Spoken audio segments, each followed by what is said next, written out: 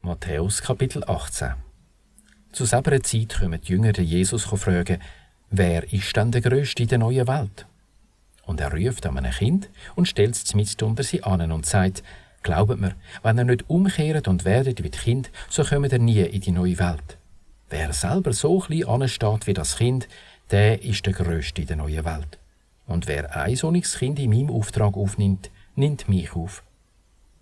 Wer aber einen von den Kleinen, die mir vertrauen, lässt stürcheln, dem würde man am besten einen Mühlstein um den Hals hängen und dann im Meer ersäufen, was am tiefsten ist. Gnade Gott denen, die anderen es beistellen. Stürcheln müssen sie ja, aber Gnade Gott dem, wo die anderen lässt stürcheln. Wenn du wegen deiner Hand oder deinem Fuß stürchelst, hau's ab und rühr's fort.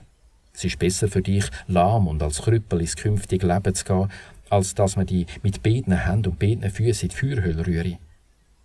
Und wenn du wegen deinem Auge stürchelst, so reiss es raus und rühr es weg. Es ist besser für dich, einäugig ins künftige Leben zu gehen, als mit beiden Augen in die Feuerhöhle. Passet auf, dass ihr keins von diesen Kleinen von oben ab anschaut. Ich sage euch nämlich, dass denen ihre Schutzengel ständig das Gesicht von meinem mächtigen Vater sehen. Was meint ihr? Wenn einer 100 Schafe hat und eins von denen verirrt sich, lässt er dann nicht die 99 auf den Bergen stehen und geht zur Verlohnung suchen? Und wenn er es findet, glaubt mir, dass er sich mehr freut über das eine als über die 99, die sich nicht verirrt haben. Genau so will auch euer mächtiger Vater nicht, dass auch nur eins von diesen Kleinen untergeht. Wenn ihr deinen Brüdern zu Leid werket, gang zu ihm, stell ihn zur Rede unter 4 Augen. Wenn er auf dich hört, so hast du einen Brüder gewonnen. Wenn er nicht auf dich hört, so hol einen oder 2, dass 2 oder 3 Zeugen die ganze Sache konstatieren. Wenn er nicht aufs hört, bring's vor die Gemeinde. Wenn er auch auf die Gemeinde nicht hört, dann ist er für dich wie ein Heide oder ein Zöllner. Glaubt mir, was er verbietet auf der Erde, soll verboten sein auch in der neuen Welt. Und was er erlaubt auf der Erde, soll erlaubt sein auch in der neuen Welt. Glaubt mir auch, wenn auf der Erde 2 von euch miteinander etwas verlangen, gleich was, mein mächtiger Vater gibt's euch. Wenn 2 oder 3 zusammenkommen und an mich denken, so bin ich mitten unter denen.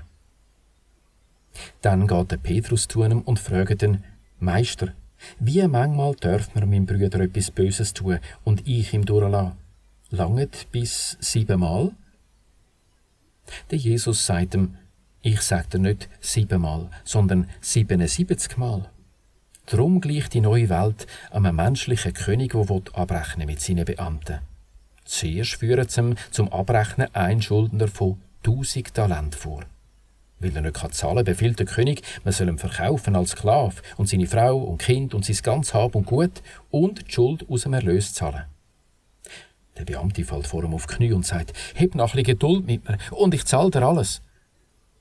Der König hat verbärmst mit dem Beamten, lässt ihn gehen und streicht ihm die Schuld.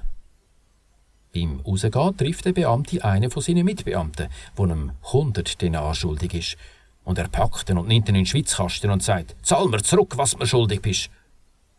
Sein Mitbeamte fällt vor ihm auf die Knie und bettelt, «Hab noch ein bisschen Geduld mit mir und ich zahle dir alles.» Der will aber nicht, sondern geht ihn gegen in den Schuldturm rühren, bis er die Schuld zahlt hat. Wo seine Mitbeamten sehen, was passiert ist, werden sie recht verrückt und gehen dem König alles erzählen, was passiert ist. Darauf lässt ihn der König kommen und sagt ihm, «Du schlechter Mensch, deine ganze Schuld hat er gestrichen, weil du so gebettelt hast. Hättest du nicht auch verbärmst haben mit deinem Mitbeamten, wie ich mit dir?» Und in der Wut übergibt ihn der König den Gerichtsdiener, bis er die ganze Schuld gezahlt hat. So macht's mein mächtiger Vater auch mit euch, wenn nicht jeder seinem Brüder das Leidwerken durchlässt. Und das von Herzen.